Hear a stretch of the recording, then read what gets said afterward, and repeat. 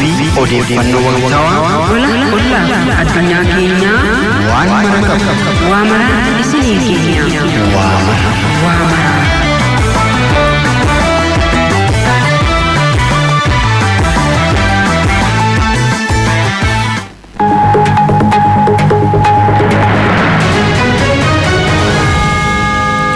Dhaggeeffattoota keenya deebi'uun akkam bultan saata akka ta'ee jiran OBN FM Finfinnee 92.1 qophii waa maraa keenya kan ganama jimmataa eegaleetii kan jiru.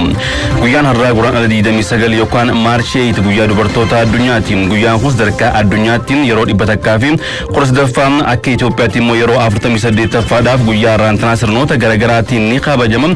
Dubartoota maraanuu guyyaa dubartoota addunyaa kanaan nagaan geessan jechuu barbaannam qophii waa maraa keenya guyyaa raantanaattis dhimmoota garaagaraa guyyaa dubartoota addunyaa kana hojii wal qabatan garagaraa qabanne stuudiyootti argamneeti kan jirru qophii waa maraa arraa dursuudhaan Faisal Adam isii wajjin jira. Qophii waa maraa keenya guyyaa raantanaa kan dursinu odoo gawsaa kanaaf qabanneenidha. Ministri muummee Itoophiyaa Dr. Abiy Ahmed kutaalee hawaasaa bulchiinsa magaalaa Finfinnee wajjin mari'atan. Magaalaan Finfinnee guddinaa fi adeemsa jijjiiramaa murteessaa fedhiiwwan babal'achuu magaalota faana dhufan mul'isu keessatti kan argamtu. Ministri muummee Itoophiyaa Dr. Abiy Ahmed ergaa gama miidiyaa hawaasummaa isaaniin dabarsaniin dheeranii jiru. Mariin gaggeeffamee hanqinaalee mul'atan irratti hubannoo waloo qabaachuuf akkasumas carraalee gaarii jiran adda baasuuf daran murteessaa akka ta'e ministri muummee Itoophiyaa Dr. Abiy Ahmed ibsan. Sadarkaa pirezidaantiitti aanatti qindeessaan kilaastara magaalaa Oromiyaa obbo Masfin Malaakuu magaalaa Moojootti hojii qonna magaalaa fi hojiilee misoomaa kanneen biroo hojjetamaa jiran daawwatan. Sadarkaa pirezidaantiitti aanatti qindeessaan kilaastara magaalaa Oromiyaa obbo Masfin Malaakuu dargaggoota waldaan gurmaanii sheedii mootummaan kenneef keessatti loon aananii fi lukkuu horisaa jiranii fi qamadii kilaasteraa misoomsaa jiranis daawwatanii jiru. Magaalichatti rakkoo manneen jireenya namoota harkalleeyyii furuudhaaf manneen qusannaa 10 bayyata bulchiinsa magaalichaa birrii miliyoona 26 oliin hojjetames daawwatanii jiru. Dargaggoonni waldaan gurmaanii hojjechaa jiran bu'aa gaarii argamsaa jiraachuu ibsan. Itoophiyaan dippiloomaasii enerjii fi aviyeeshinii walitti hidhamiinsa naannoo uumuudhaaf xiyyeeffannoo kennitee hojjechaa jiraachuu ministeerri dhimma alaa ibse. Dubbimaa ministeera dhimma alaa ambaasaadar Dr. Mallas Alama haala yeroo fi dhimmoo idila addunyaa irratti miidiyaadhaaf ibsa kennan. Ibsaaniitiin Itoophiyaan naannochatti dippiloomaasii enerjii fi aviyeeshinii walitti hidhamiinsa cimaan akka uumuuf xiyyeeffannoo itti kennitee hojjechaa jiraachuu ibsanii jiru. Ministeerri muummee Itoophiyaa Dr. Abiy Ahmed jidduu kana daawwannaa Keeniyaa fi Taanzaaniyaatti godhanii waliigalteewwan mallatteessan keessaa dameen enerjii fi aviyeeshinii kan keessatti argamu akka ta'e himan. Kunis mootummaan gama kanaan xiyyeeffannoo kennuusaa kan mul'isu akka ta'u yoo dubbatan daawwannaa hojii ministeerri muummee godhan Itoophiyaa walitti dhufeenyaa fi tumsa naannoo irratti fedhiin qabdu guddaa ta'uu kan mirkaneessu ta'uu himaniitu jiru. Bu'aa damee konistirakshinii irraa argamu guddisuudhaaf waldaaleen hojii ijaarsa irratti hirmaatan cimsuu fi kalaqaan deeggaruu murteessaa akka ta'e ibsame. Abbaan taayitaa konistirakshinii Oromiyaa qooda fudhattoota industirii konistirakshinii wajjin magaalaa Finfinneetti kaleessa mari'ate. Mariin kunis mata duree qindoomina industirii konistirakshinii jijjiirama itti fufiinsa qabu jedhuun kan gaggeeffame yoo ta'u, Daayirektarii olaanaan abbaa taayitaa konistirakshinii Oromiyaa Injiinar Naatnaa'el Geetaawun industiriin konistirakshinii guddina diinagdee dabaluun carraa hojii uumuun jireenya lammiilee fooyyessuu keessatti gumaacha guddaa qabaachuu himan. Haa ta'uutii hudhaawwan damee kanaa mudatan guddina damee kanaatti gufuu ta'uu himanii rakkoo kana furuudhaaf ammoo waldaaleen damee kana keessatti qooda fudhatan qindaanii hojjechuun murteessaa akka ta'e ibsan. Ji'oottan jahan darban hojiin gama dippiloomaasiin Itoophiyaan hojjettee olaanaa ture jedhan ministeerri dhimma alaa ambaasaadar Taayyee Asqasillaasee. Itoophiyaan saboota garaagaraan balbala galaanaa dhabuu himuudhaan garuu akka biyyaatti balballi galaanaa akka isii barbaachisu dubbatanii jiru. Balbala galaanaa gaafachuu ishii haqa waan ta'eef gaafii sirriidhaan sababni isaa birmadummaa keenya dhimma kanaa wajjin waan wal qabatuuf jedhan. Itoophiyaan miseensa biyyoota BRICS ta'uun ishii milkaa'ina guddaa ta'uu kan kaasan yoo ta'u walitti bu'iinsa Suudaanitti mudate furmaata waaraa fiduudhaaf hojjetamaa jiraachuu kaasan. Dhimma hidha haaromsa guddicha ilaalchiseen ibsa kennaniin mariin nagaa hanga marsaa afurii taa'amaa ture kan himan yoo ta'u biyyoonni kunneen mari'achuu yoo fedhan Itoophiyaan marii taa'amuuf qophii ta'uu isaanii beeksisan. Ministeerri Deetaa Ministeera dhimma alaa ambaasaadar Misgaanuu Araggaan Itoophiyaatti ambaasaadara Deenmaark wajjin mari'atan. Marii isaaniitiin dhimmoota hariiroo gama hedduu biyyoota lamaan irratti kan mari'atan yoo ta'u maricha irratti ambaasaadar Misgaanuun akka himanitti walitti dhufeenya Itoophiyaa fi Deenmaark yeroo dheeraa lakkoofsa cimsuudhaaf keessattuu gama anniisa jijjiirama qilleensaa to'achuudhaaf ijaarsa daandii irrattis waliin hojjechuudhaaf mari'achuu isaanii himanii jiru.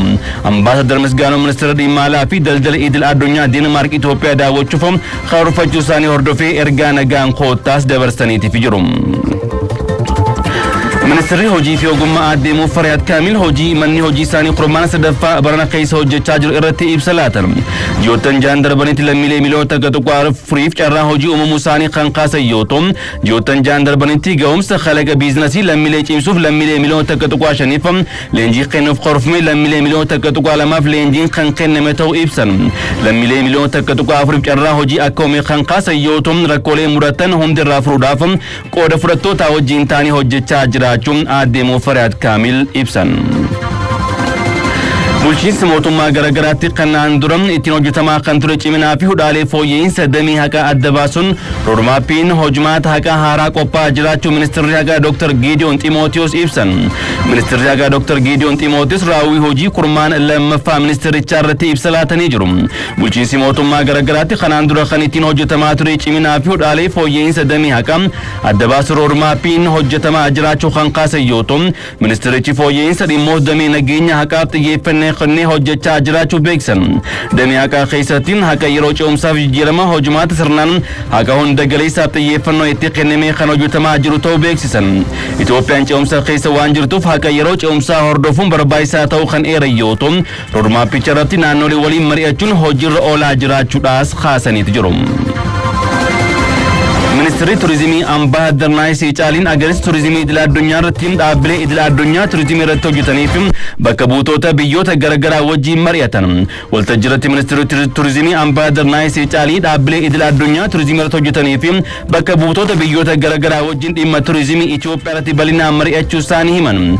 Marii isaaniitiin qabeenya dilbii gama turizimii Itoophiyaan qabdu haala mijataa jiruu fi dhimmoota wal qabatan irratti wajjin dubbatanii jiru. Itoophiyaanis hojiilee misooma turizimiif dhiyeenyaan xiyyeeffannaa addaa itti kennitee hojjechaa jiraachuu kan kaasan yoo ta'u, kana malees beeksisaa fi gabaa turizimii irratti bal'inaan mari'atanii jiru. Waltajjiinis waltajjii idil addunyaa dhaabbilee gurguddoo turizimii irratti hojjetanii fi biyyoonni turizimiif beekamtii guddaa qaban qooda irraa fudhachaa jiraachuun isaanii ragaa ministeera turizimii irraa arganii ni mul'isa. Ji'oottan ja'an darban godina Wallagga Baatti balaa tiraafikaa uumameen qabeenyi birrii miliyoona 15 ol ta'u barbadaa'uun ibsame. Qindeessummaa eejensii geejjibaa fi qajeelcha poolisii godina Wallagga Baan sochii torbee tiraafikaa aanaa Leeqaa Dullochaa gaggeeffamee jira. Saganticha irratti bulchaa itti aanaa godina Wallagga Baa obbo Gammadaa Tafarii fi itti gaafatamtoonni waajjiraalee garaagaraa argamanii jiru. Waltajjii irratti waraqaan qorannoo dhiyaate ji'oottan ja'an darban lubbuu namoota 24 balaa tiraafikaa yoo darbu namoota 109 irra immoo miidhaan qaamaa gahu himamee jira. Dabalataan qabeenya birrii miliyoona 15 ol ta'u barbadaa'u isaatiis ibsamee jira. Oduma fakkaatuun balaa tiraafikaa ittisuudhaaf kutannoon hoggansa siyaasaa murteessaa akka ta'e ibsame. Dhimma balaa tiraafikaa ajandaa biyyaa ta'ee jira jechuun ministeerri geejjibaa fi loojistiksii Dr. Alamuu Simee himan. Balaan tiraafikaa hir'isuudhaaf hojiiwwan garaagaraa hojjennus balaan suukanneessaan gahu itti fufee jira jechuun kan himan immoo hojii raawwachiisaa tajaajila fandii inshuraansii nageenya daandii biyyaalessaa obbo Jamaal Abbaasooti. Balaa tiraafikaa ittisuuf poolisii fi dhaabbileen geejjibaa qofti kan hojjetan osoo hin taane kutannoon hoggansa siyaasaa hedduu murteessaa akka ta'e ibsamee jira. Balaa tiraafikaa gahaa jiru akkaataa ittisuun danda'amu irratti magaalaa Adaamaatti qooda fudhattoota garaagaraa kan hirmaachisee mariin gaggeeffamee jira. Raashiyaan birmadummaa daangaa ishee yoo sarbame malee niwukilaara kan hin fayyadamne ta'uu beeksifte. Yaaliin Raashiyaan to'achuuf godhamu hundi guutumatti fashalaa'uu pireezidaantiin biyyattii Vilaadimiir Puutiin himanii jiru. Rakkoo weerartoonni yeroo ammaa ofii isaanii ofiitti fidaa jiran hanga yaadanii ol balaa guddaa kan qabu akka ta'e ministeer Puutiin himan. Ololli miidiyaalee biyyoota lixaa Mooskoo meeshaa waraanaa niwukilaara hawaa keessatti bobbaasuuf jechuun oofaa jiran olola bu'uura hin qabne ta'uu ibsanii jiru. Kunis shira Ameerikaa Raashiyaa irratti xaxaa jirtu akka ta'e kan kaasan yoo ta'u, Raashiyaa yoo birmadummaa daangaa ishee sarbee qofa niwukilaara kan fayyadamtu ta'uu dubbatanii jiru. Waraana ammatti Kiyev wajjin keessa galan kana keessatti biyyoonni miseensa neetoo fi Ameerikaan Raashiyaa dadhabsiisuudhaaf sochii garaagaraa gochaa jiraachuu beeksanii jiru. Raashiyaan birmadummaan daangaa ishee yoo sarbame malee meeshaa balaafamaa guddaa idil addunyaa niwukilaara kan hin fayyadamne akka ta'e ibsanii jiru. Yoo garuu daangaan biyyattii kan sarbamu yoo ta'e meeshaa kana fayyadamuurraa of duubatti kan hin jenne ta'uun pireezidaantiin Raashiyaa Vilaadimiir Puutiin ibsan. Dhaggeeffattoota keenya kan dhaggeeffachaa jirtan OBN FM Finfinnee 92 irraa qophaa'ee gara keessan dhiyaachaa kan jiru qophii waamaraa keenya kan ganama jimmataatiin qophii waamaraa keenya oduu gaggabaabaa kanaaf qabanne kana fakkaatan amma kallattumaan orgara oduu balballoomii tokko ilaallu dabarram dhimmoonni balballoomii qabannee dhimma guyyaa dubartootaa wajjin wal qabate irratti kan qabannedha. Hirmaannaan dubartoota malee siyaasa misoomaa fi nageenya dhufuu tokkollee hin jiru jedhan Daayirektarri olaantuun giddugala aadaa Oromoo Aadde Makkiyaa Jamaal turtii adda FM Finfinnee wajjin goonii. Aadde Makkiyaa Jamaal guyyaa dubartoota addunyaa barana kabaju sababeeffachuun ergaas dabarsanii jiru. Gonfaa Baayisaa dabalata qabamu. Jaarraa hedduuf mirgi dubartootaa sababoota garaagaraan sarbamaa ture. Sarbamni mirga dubartootaa dhaabbachuu akka qabu kan falmite lammii biyya Jarman dubartii maqaan ishee Kilaaraa Zetkiin jedhamtuun akka eegalee ragaaleen ni mul'isu. Sirnoota darban keessatti dubartoonni siyaas-dinagdee keessatti qixa barbaadamuun hirmaachaa hin turre. Dhiibbaan garaagaraa irratti raawwatamaa ture. Makkiyaa Jamaal jedhama. Daayirektara olaantuu giddugala aadaa Oromooti. Gama hawaasummaatiin, gama dinagdeetiin, gama siyaasaatiin gaheen dubartiin takka taphachuu qabdu taphataa turtee jirti jennee gaafa laallu hacuuccaa garaagaraatitu irra turee jechuudha. Sirnaan haa ta'u, hawaasummaadhaan haa ta'u, hacuuccaan garaagaraa irra turee jira jechuudha. Gama hawaasummaatiin yoo fudhatte maatii isii keessatti dhiiraa fi dubartii walqixa hin laalaman ture. Sirnoota darban keessatti haala qabatama hawaasa keenyallee yoo laallu gaafa dhiirri dhalatuu fi gaafa dubartiin dhalatu walqixa hin laalan. Dhiira ol kaasutu jira, dubartii gadi buusutu jira. Garuu mootuyyuu lameenuu ji'a sagalitti dhalatan. Lameenuu mootuyyuu uumaa rabbiiti. Garuu eenyutu gargar baase namatu gargar baasee jechuudha. Akkuma kan dhiiraa dandeettii qabu kan dubartiillee dandeettii gahaa qabde jechuudha. Wanni irraa hir'ate tokkollee hin jiru. Garuu mootuyyuu rakkoo dhiibbaa hawaasummaan irra geessiseen dubartiin laaftuu akka taatu dandeettiin isii hanga dhiiraa san akka hin geenye yaaduun jira jechuudha. Kana cabsuudhaaf dubartiin hin dandeetti. Bakka dhiirri ooluu hin dandeetti. Waan dhiirri hojjetu caalaa dubartiin inumaa'u hojjechuu hin dandeetti. Hin dandeettii qofa osoo hin taane gochaan immootuyyuu argisiisuu hin dandeenya. Kanaaf balbalti nutti cufame nuuf haa banamu ejjannoo jedhu qabatanii addunyaa irratti labsiin labsame sun biyya keenyallee gahee har'a jecharra darbine gara hojii qabatamaatitti garuu fakkeenya sanii anuuta akka ta'uu hin danda'a jechuudha. Hacuuccaa dubartoota irra gahaa ture ittisuu fi mirga dubartootaa eegsisuu keessatti tattaaffiin gama mootummaan taasifamaa jiru boonsaadha. Keessattuu erga ministeerri muummee Dr. Abiy Ahmed gara hooggansaatti dhufanii dubartoonni dhibbeentaa 50 aangoo dhiirota waliin qooddachuu danda'aniiru. Kanaaf gama siyaasaatiin yoo laallu dubartoonni akka biyya keenyatti sadarkaa ministeeraatitti miti sadarkaa gandaatitti dubartiin aangoo qabattee biyya hin geggeessiti ilaalchi jedhu gonkumaa hin jiru. Gonkumaa jechuudha. Dubartiin gara golaa jedhama ture. Har'a garuu sadarkaa ministeeraatitti miti sadarkaa pirezidaantii biyyattiitti biyya geggeessaa jiran. Geggeessummaa isaanii keessatti immootuyyuu taane seektara gurguddaa hoogganaa jiran. Hooggansummaa kennaa jiran keessatti immootuyyuu effektiivili milkaa'ina guddaa argisiisaa jiran. Sadarkaa magaalaa Finfinneetitti Aadde Adaanech Abeebee adda duree ta'uu hin dandeetti. Adda durummaadhaan maqaa isii yaamuu hin dandeenya. Goota caalu hojjattee argisiistee jirti. Dubartiin biroo isii duuba jirtu isii argitee kaka'umsa horattee bakka barbaadde yoo deemte hojjechuu akka dandeettu itti argisiisaa jirti. Muummee ministeera taatee bulchuu wanni isii dhorku akka hin jirre mallattoo guddaadha jechuu hin dandeenya jechuudha. Aangoo sadarkaa ministeeraatitti kennamu parsantii 50 dubartoonni irra geggeessaa jiran. Sanuu seektara gurguddaa jechuudha. Sadarkaa naannoo Oromiyaattis dubartoonni seektaroota mootummaa garaagaraa keessatti aangeeffamanii bu'aa olaanaa argamsiisaa jira jedhu Daayirektarri olaanaa giddugala aadaa Oromoo Aadde Makkiyaa Jamaal. Sadarkaa naannoo keenyatti gaafa dhufne seektara akka bishaanii, seektara akka daandii, seektara akka galii, seektarri gurguddaan akka naannoo keenyatti gurguddaadha jennee yaadnu galii immootuyyuu hundaa'oo caala. Galii yoo hin jiraanne hojiin kun hojjetamuu hin danda'u. Galii sanuu hogganteet waan yaadamee olitti kan milkeessaa jirtu dubartiidha jechuudha. Mootummaanis immootuyyuu kanaaf galata guddaa qaba. Keessattuu muummeen ministeeraa keenya dubartiin hoggante taanaan biyyi tun milkaa'uu dandeettii jannoo jedhu qaba waan ta'eef jalqaba ministeerota isaanii irraa jalqabanii kallattii kahaniin sadarkaa naannoottis sadarkaa godinaatittis sadarkaa aanaatittis bakka dubartiin hin jirretti misoomni milkaa'uu hin jiru jedhanii kallattii waan kahaniif dubartoonni keenya haga danda'amaa ta'een akka barbaadamu sanillee ta'uu baatu dhufanii har'a golaa bahanii hoogganuu danda'anii jiranii. Mootummaan keenya galata guddaa qabaa jechuu barbaade. Bakka dubartiin hin jirretti misoomaa fi nageenya milkeessuun hin jiru. Dubartoota siyaas-dinagdee keessatti hirmaachisuunii fi aangomsuun biyya jabduu fi cimtuu ijaaruu waan ta'eef qaamni kamiyyuu mirga dubartootaa kabachiisuu fi eegsisuu keessatti tumsa taasisuu qaba jedhu Daayirektarri olaanaa giddugala aadaa Oromoo Aadde Makkiyaa Jamaal. Bakka dubartiin hin jirre misoomni hin jiru. Kana jala sararree hubachuu danda'uu qaba. Bakka dubartiin hin jirre qulqullinni illee hin jiru. Dubartoota cimsuu jechuun dubartoota deeggaruu jechuun biyya jabduu biyya caaltu ijaaruu biyya kiraa sassaabdummaarraa bilisa taate ijaaruudha waan ta'eef dubartii bakka jirru cimsuu danda'uu qabna. Dhiibban dubartootarra gahu nu hundi keenyayyuu dhiiraa dubartii osoo hin taane bakka jirru qabsoofne sirreessuu danda'uu qabna.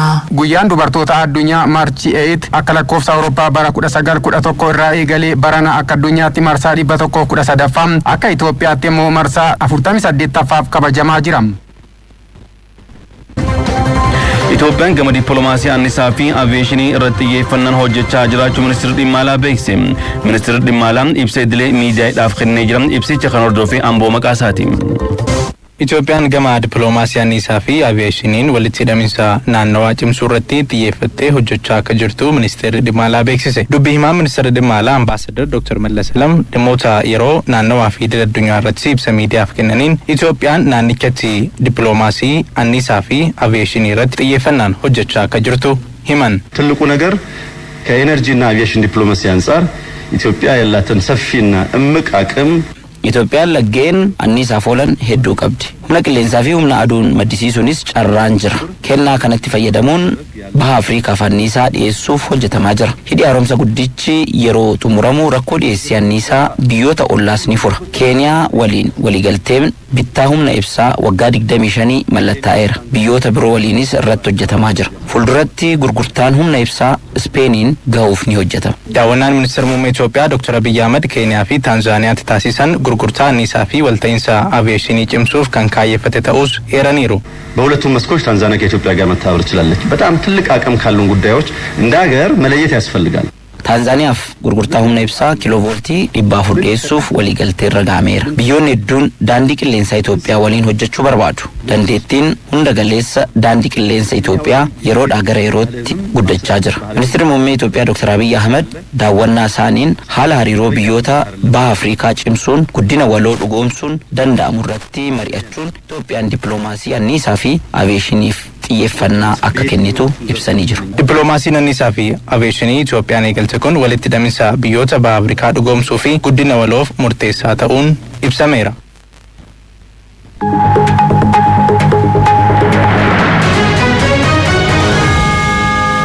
Waltajjiin marii dhalattoota Itoophiyaa biyya alaa jiraatan waliin sadarkaa Oromiyaatti mariin gaggeeffamee jira.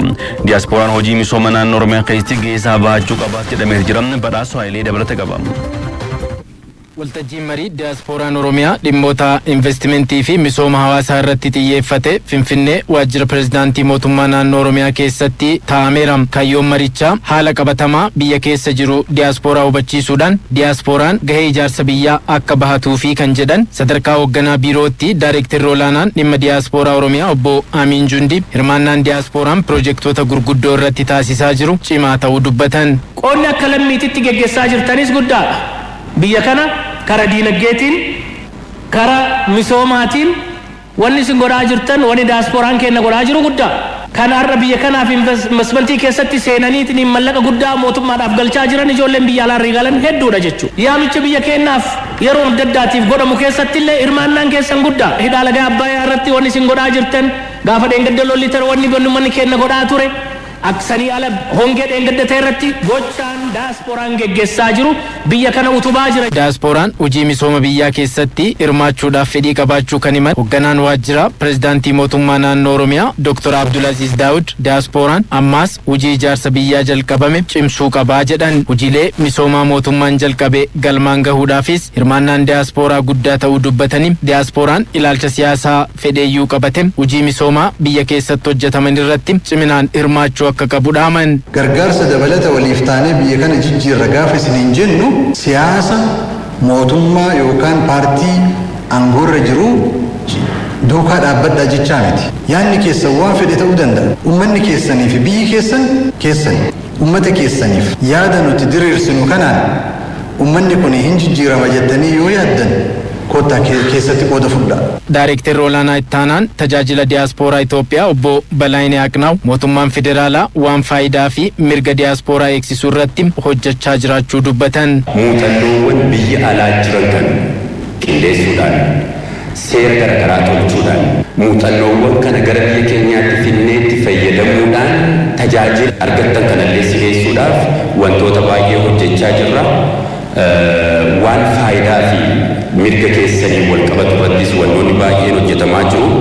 Kana yeroo dhiyootti kan mirkaneessinee ifa goonu ta'a. Diyaaspooraan biyyoota adda addaa irraa waltajjicha hirmaatanis diyaaspooraan hedduu biyya keessatti hojii investimentii hojjechuudhaaf fedhii qabaachuu dubbatanii garuu kenniinsi tajaajilaa isaaniif si'ataa ta'uu akka qabu gaafataniiru. Hawaasa keenya kan diyaaspooraa irratti dalaguu barbaachisu waajjirri hundamee isaa bal'ifatee diyaaspooratti akka hawaasa keenya tasgabbiitti uumu ilaalcha kaleetti yaadurra arra ilaalcha addaa qabaatee akka biyya isaa ijaaruudhaaf dhufuu danda'uuf waajjirri diyaaspooraa biyya ormaatti hawaasa irratti dalagu akka jiraatu asumaan isin gaafachuu barbaadeeti. Mootummaa keenya ni deeggarra, biyya teenya ni jaalanna, biyya keenyatti gallee misooma investimentii goona jennee ofiisa investimentii Oromiyaatitti dhaynee gaafiin nuuf hin deebine.